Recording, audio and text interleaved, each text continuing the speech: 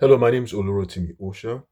I like talking about American presidents, and I'm doing this video discussing, um, you know, assassination attempts on presidents because just a few days ago, Cole Thomas Allen joined the company of uh, infamous would-be assassins and assassins who've attempted uh, to kill American presidents.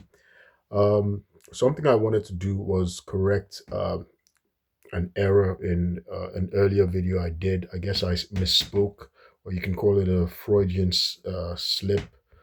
Nothing to do with psychology, but I had stated that I didn't think that there'd been assassination attempts on presidents who'd left office. That was clearly an error because we all remember uh, that Teddy Roosevelt, our 26th president, famously survived an assassination attempt when John Frank, a German American, shot him in the midst of a campaign, shot him in the chest, but he was saved. That's Teddy Roosevelt was saved by a uh, very thick steel case for his glasses, which he had, and his 50-page speech, which was folded very thickly in his pocket. So the bullet did penetrate uh, through his flesh, but it got lodged in his muscle, and of course, its impact was slowed and impeded by the thick steel glass case that he had, and of course, his speech. I think the title of the speech was progress something about progressiveness. Progressiveness is greater than any one individual or something like that. But it was a speech he wrote regarding being a progressive. Of course, Teddy Roosevelt represented the progressive arm of the Republican Party, and he was seeking a third term. Uh, and so he had the rift with hand uh, his hand-picked successor, who was the incumbent president. That's William Howard Taft, which would lead Teddy Roosevelt to go and form the Bull Moose Party, also known as the Progressive Party. And of course, after he was shot, he insisted on continuing with his speech. And Teddy Roosevelt would go that it would take more than that to kill a bull moose. Um, so the bullet remained in his chest, in his body, for the rest of his life, but it didn't cause any significant damage. The doctors decided that it was safer to leave the bullet in his body than attempt to remove it. Of course, we remember how previous doctors had actually, uh, ended up infecting, the, flesh wounds or bullet wounds, trying to remove um, trying to remove bullets lodged in McKinley and James Garfield. In the case of James Garfield, it was the infection that was said to have actually killed James Garfield, President James Garfield, our 20th president eventually. So I I'd also made an error. I'd pointed out that all the previous assassination attempts had been made by Americans, right? Only American citizens. Um, Now, John Schrank was born in uh, Bavaria, right, in the Bavarian Kingdom, which was the German Empire, which is Germany today. So he was a German, which is interesting because Teddy Roosevelt was actually he could speak German. He'd holidayed, in Germany at some point when he was young. But so this guy John Schrank, um, it's interesting. Like I said, immigrated to America with his parents at the age of 9. His parents died shortly afterwards, and of course he was given to the care of his uncle and aunt, and they died soon after as well. So he became a saloon keeper, right? He kept a tavern. He inherited, I guess it was left his family left him the tavern, and he kept a saloon.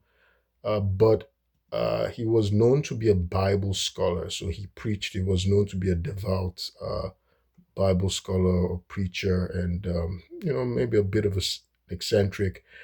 He was after shooting Teddy Roosevelt at his trial. The judge thought he was insane, even though he'd initially pled guilty, but the judge thought he was insane, and so he was found not guilty by reason of insanity, and he was committed to an insane asylum for the rest of his life. So he spent about 29 years in an insane asylum where he died. Um, he he was committed at the age of 36. So he shot Teddy Roosevelt at the age of 36. This was October 14, 1912. Teddy Roosevelt had been coming out of the Gilpatrick Hotel in Wisconsin, Milwaukee, and was headed towards the Milwaukee auditorium. Now it's interesting that after he shot Teddy Roosevelt, the crowd had wanted to lynch him. Right, he was about to be. They beat him up. They started pummeling. That's John Schrank, but Teddy Roosevelt yelled out that they should stop. That he wanted to see him, so they brought him to him. He looked into him. Teddy wanted to see if he recognized him. He didn't recognize him, so Teddy Roosevelt asked him why he did it. He didn't answer. But Teddy Roosevelt made sure he gave instructions that they shouldn't lynch him. Now, after he was found not guilty by reason of insanity and committed to an insane asylum, Teddy Roosevelt, of course, who had studied law himself, at Columbia University, um, he he but he didn't quite graduate. But he refuted. He disagreed with the judge, saying that the guy had actually followed him all the way from New Orleans, right, to Wisconsin, and Teddy Roosevelt said he was sane and calculating enough to know not to kill Teddy Roosevelt in the South, right, because he would have been lynched immediately. He would have been lynched.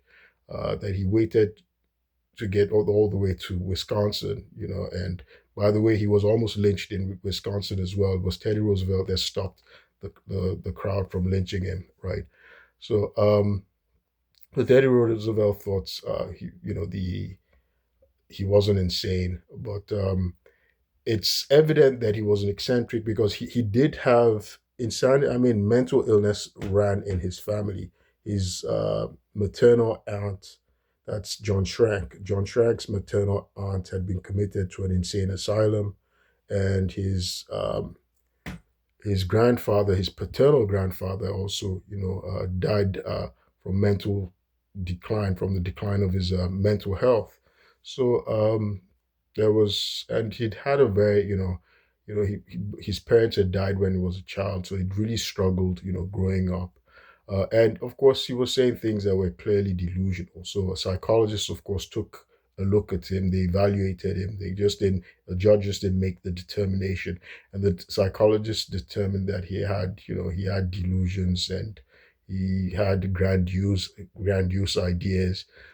By the way, the reason why he gave trial for killing for attempting to kill Teddy Roosevelt was he said he had dreams and instructions, delusions from the 25th president, William McKinley, who was, of course, was assassinated. That William McKinley was instructing him uh, to avenge his death through the killing of Teddy Roosevelt, which was bizarre, which was clearly delusional, and so he was found to be mentally ill, not guilty by reason of insanity. Um, so it's you see several people who so this guy was, again, like I said, he was born in Germany, but he became a naturalized American citizen. Now, apart from him, there's also someone I wanted to mention, a guy.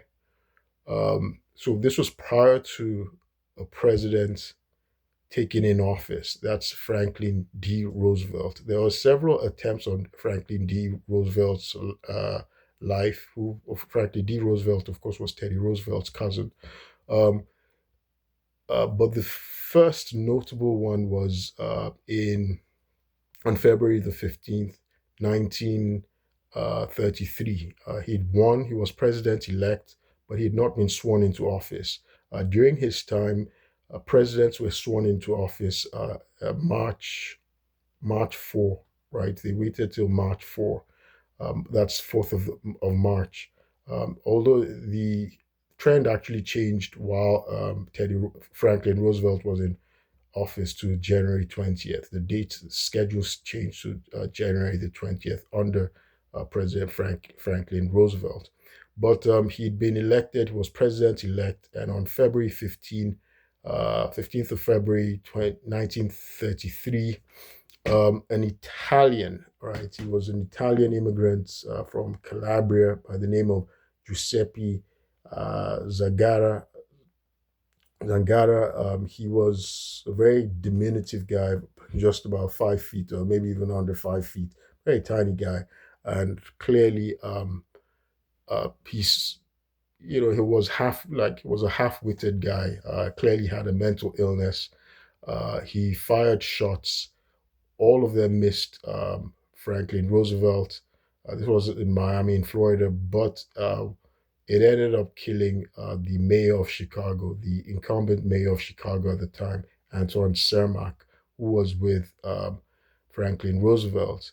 So Zagara he pled guilty, even though he was mentally ill, but he was executed in the electric chair. There at the time there were thoughts that there claims that it was that maybe Al Capone, who was imprisoned at that time, was the one who ordered the hit, right? But it was unclear because the mayor of Chicago had cracked down on the mob at the time, and so people wondered if was Franklin Roosevelt a target, or was it specifically the mayor of Chicago who was actually killed. But in any event, Giuseppe Zangara, he was executed in the electric chair. It was clear that he was mentally ill. He was a bricklayer from Calabria. He was born in Italy. Um, well, there have been instances of people who were American born who tried to assassinate the president. And these are two instances that did not succeed. There are other instances, many of the instances of assassination attempts or plots, right, that they got intercepted. There was actually an instance in which foreigners, there was an instance when a Jewish nationalist militia, Zionist group. This was prior to Israel getting its independence. This was around mid 1947. They sent a letter bomb, right? A letter bomb to try to assassinate President Harry Truman, but the British intelligence got wind of it and they had transferred the information to the Secret Service. The Secret Service managed to intercept the mail, which was directed to President Harry Truman, and they defused the bomb. I think they're called Lehigh, right? Lehigh. They were sort of like freedom fighters, fighters for the freedom of Palestine or Israel or something. So they were a Jewish Zionist group prior to the founding of Israel as a state. Now the government kept it quiet, but the daughter of President Truman revealed it in her memoirs. Um, at other times as well, there have been assassination attempts on President Joe Biden. Uh, there, even George W. Bush. Apparently, at a time when he was in Georgia, someone actually threw a grenade, a hand grenade, but they failed to detonate, right?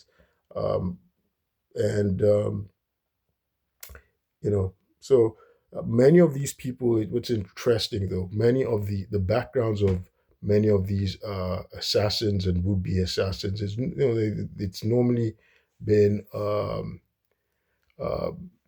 made of, people who are alienated, outcasts, people suffering mental illness, severe mental illness, very low income, they're indigent, things like that.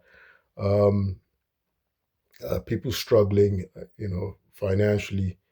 um, but the rare case of someone who came from a very wealthy home was John Hinckley Jr., of course, who shot President Reagan. President Reagan survived it. John Hinckley Jr., of course, was the reason. His motive was, of course, he had delusions. He did it to try and impress the actress Jodie Foster. Now, John Hinckley Jr. actually came from a very wealthy family. His father was an oil executive, and he was founder of an oil and gas company, Vanderbilt Energy Corporation. He was founder and chairman of, they lived in Dallas, wealthy neighborhood of Dallas. His father was actually a friend and supporter of George H.W. Bush, who was vice president to um, uh, Ronald Reagan. So there had been lots of speculation, rumors back then when, this guy did it. That's John Hinckley Jr. when he attempted to take the life of President Reagan. But of course, John Hinckley Jr. Actually suffered from severe mental illness since he was a child. So these people often struggled with mental illness. And again, uh, yeah, so they often struggled with mental illness. Uh, However, and in terms of background, of course, everybody's, you know, scouring the background of this new person who tried to take the life of President Donald Trump at the White House Correspondents' Dinner. That's Cole Allen. His father apparently is black. His mother's white. So it's mixed race in America. He'd be called Black African American. Of course, we all know that he's. It's interesting. He's highly spoken of by his former classmates and uh, professors. Of course, very highly intelligent because he graduated from Caltech. That's the most competitive STEM uh, STEM school to get into. So mechanical engineering. So he doesn't fit the typical profile of previous assassins and would-be assassins. And he comes from an upper middle class family. They've already assessed the value of his parents' home. It's in Rockville. It's valued at almost $900,000, right? So they live in a $877,000 to $900,000 value home.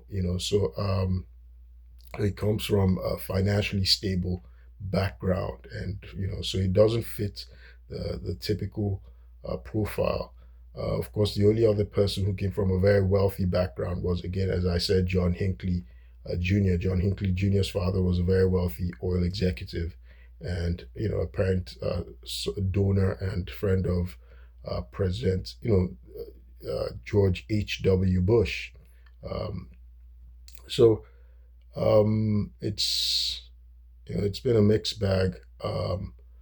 Again, I'm doing this video. It's I'm totally against violence in our politics. It has no place. That's something uncivilized. Barbarians. Do. It's strange that lots of people, many of these people, have struggled with mental illness, but that doesn't seem to be the case with this new person called Allen, and you wonder why would he throw everything away. Of course, there's been a lot of speculation that this is staged because I discussed with my African American friend today, and because there's been the internet's been a buzz with, well, they think it's staged because how did a black man get through, run through, and he wasn't killed? He fired gunshots and he wasn't killed. How did he get through with all those guns and all that? And I think it's shocking that he wasn't killed. I didn't know that could happen, and the way he ran through, it's astonishing. But my friend had an answer. My African American friend had an answer. She said because he looked white, that they thought he was white. It's funny that when I started searching, scouring the internet when he, when he when it happened for the race, it initially described him as a white male. You know, the initial reports was described him as a white male, so it makes sense. But when I saw the picture, I was like, no, this isn't a white guy. This is a black guy. You know, and so that's what my African American friend was just telling me today, that look, that she doesn't think it was staged. Because African Americans, people are on the internet saying, hey, how can a black guy have all those arms, run through, fire shots, and he wasn't killed? They know it was staged, right? And my African American friend today was telling me, no, it wasn't staged. It wasn't. He wasn't shot because they thought he was white. They thought at the Secret Service, or whoever, they had made a mistake. They thought the guy was white, and when they realized he wasn't white, that they humiliated him by stripping him naked and putting him on the floor, putting him on the floor like that. It's yeah, this just reminds me of how I was removed from my home. That's basically, I wasn't even covered up. I was removed from my home. I've done videos talking about how uh, Montgomery County Police swatted me. They staged a swatting, like a false flag, and they staged a false crisis, removed me naked from my home, handcuffed me after they'd shot me, and they dumped me in the middle of the hospital completely naked in handcuffs. So I guess that's how they dehumanize. That's how they dehumanize black men now. I was completely naked. Of course, uh, the federal government should have pursued legal action against Montgomery County Police, because as of that day, I was actually a federal government official. I worked for the federal government as an auditor, and so that's. I'm astonished. I wasn't committing any crime. I wasn't going through any emergency. Just the way he was prostrate on the ground in handcuffs, naked, it just reminded me of the barbaric way I was treated by Montgomery County police officers, and clearly agents of the Department of the Navy, Department of Defense, in order to obstruct justice. I'd filed fraud complaints and complaints regarding discrimination against Kirsten Risbeck and a Rockville native, Jamie A. Simon, who had been sexually harassing me in the Department of Defense, and they created a hostile work environment. And this was ongoing. The court proceedings, the EEOC proceedings were ongoing, but they were involved, or their supporters were involved in a swatting. They staged a swatting, did a false flag operation using Jide Iwarere to get me removed from my apartment. And of course, they used the owners and staff of the building I lived in, owned by Aeon Management and Landmark at Glenmont. The building address was 2301 Glen Allen Avenue, Silver Spring, Maryland 20906. That's actually in the Rockville area. So the false charges against me, even though my constitutional rights were violated, there was no arrest warrant or search warrant, my rights were violated. It's in the Rockville area. So again, we have something else again happening. Rockville again is in the news. So there must be something in their water. People who are crazy. I know they do have a delusional, corrupt judge, Judge James A. Bonifant, another corrupt judge, Judge B.B. Berry. So in any event, I've done videos discussing the violations of my rights, but today I wanted to just update the discussion on the company of presidential assassins and would-be assassins. So today I discussed the insane John Schrank, who was German born. He shot Teddy Roosevelt, but Teddy Roosevelt survived the assassination attempt. And there was Giuseppe Zangara, who missed his assassination attempt on the life of the president-elect at the time, Franklin Roosevelt, who of course was cousin to Teddy Roosevelt. Uh, Zangara, that's Giuseppe, born in Calabria. He was 33 years old. He had actually, although he missed President Roosevelt, he he fatally injured um, the mayor of Chicago, Antoine Cermak, and Zangara Giuseppe was subsequently executed in the electric chair. Now, in terms of their age, Zangara was about 33, 32, 32 years old. Um, John Schrank was about 36, 35, 36 years old when he, in his 30s when he shot Teddy Roosevelt. Um, and the first person who uh, assassinated a president, of course, that's John Wilkes Booth, was about 27 years old. Um, and uh, Leo Cholgos was in his 20s as well. Leo Cholgos, who killed William McKinley. Um, Lee Harvey Oswald was about 23 years old, in his early 20s when he killed John F. Kennedy. And Hinckley was in his 20s as well. The kid who shot at, you know, um, President Trump when he was on his campaign trail, that's Thomas Crooks, was about 20 years old. And this guy, Cole Thomas Allen, is about 31 years old.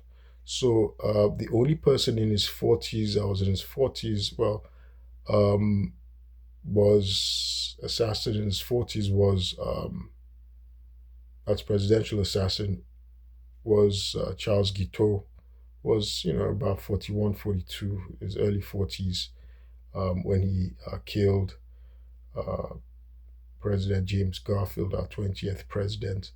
So I guess it's young people mentally ill, over exuberant, harebrained ideas who attempt to take the life of a sitting president. Actually, there was a guy. Um, I think he's the one who was even killed. There's a guy who was about 74 years old who kept arms. He was a notorious criminal who was plotting to kill President Joe Biden. I think he was shot when the FBI got an arrest warrant to, they intercepted his. They got wind of his uh, attempt on the life of President Joe Biden, and so the FBI raided his home. I think he was killed in the shootout. He was 74 years old, if that was him. Um, but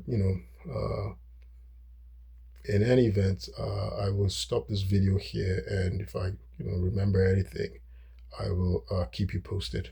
Thank you.